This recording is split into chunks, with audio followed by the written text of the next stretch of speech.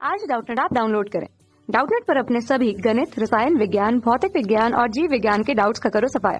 बस प्रश्न की फोटो खींचो, एक ही प्रश्न को क्रॉप करो और तुरंत वीडियो सोल्यूशन पाओ।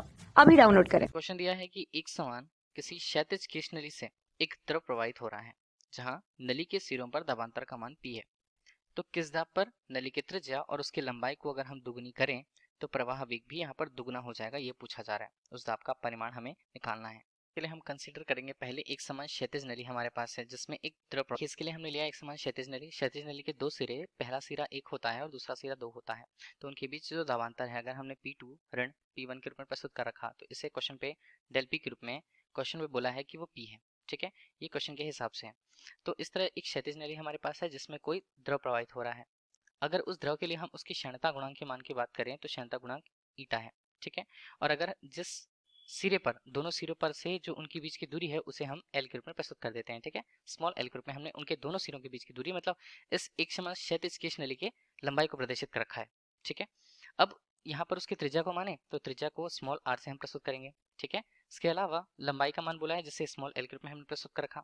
अब ये तो पहली कंडीशन हुई। ठीक है, पहली कंडीशन हमारे पास ये होता है कि लंबाई का मान L1 प्रस्तुत होगा और जो त्रिज्या है वो R1 के रूप में प्रारंभिक रूप से केवल R के रूप में प्रस्तुत होगी। ये तो हमारे लिए हुई पहली कंडीशन। ठीक है, दूसरी कंडीशन जब हमारे पास होती है कि अगर हम नली की त्रिज्या और लंबाई का मान दोगुना कर दे तभी प्रवाह वेग का मान दोगुना हो जाएगा, ये बोला जा रहा है। इसके लिए अगर हम उसे लिखें तो V1 के रूप में हम उसे लिख देते हैं V है। पहले तो फिलहाल फर्स्ट कंडीशन है हमारे पास। दूसरी स्थिति पर क्या क्या हो रहा है, दूसरी स्थिति पर अगर हम नली की लंबाई और त्रिज्या को दोनों को दुगनी करते हैं, लंबाई को L2 के रूप में प्रस्तुत करें और 2L हमने कर दिया, और त्रिज्या को अगर R2 के रूप में प्रस्तुत करें तो वो मान हमारे पास होता है 2R के रूप में। ठीक है, तो इस तरह से प्रवाह वेग भी दोगुना हो जाएगा, तो वेग हो जाएगा दोगुना, तो V2 के रूप में हमने उसे क्या लिखा, 2V के रूप में ही लिखा हमने उसे।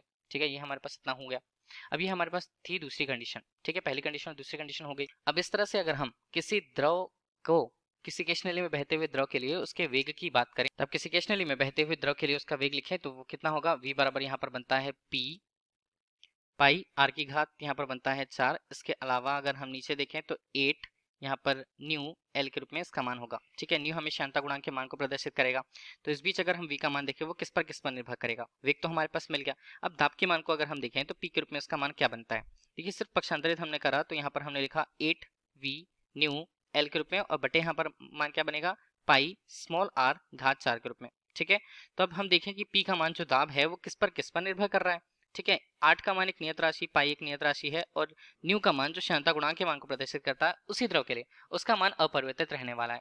तो इस बीच अगर हम P2 का मान तुलना अगर हम कर रहे हैं P1 के मान से, ठीक है, 2P2 पाई P1 हम उसे कहते हैं। यहाँ पर मान कितना बनेगा, V1 ये बनता है V2 बटे V1 के रूप में, क्योंकि वो समानुपाती था।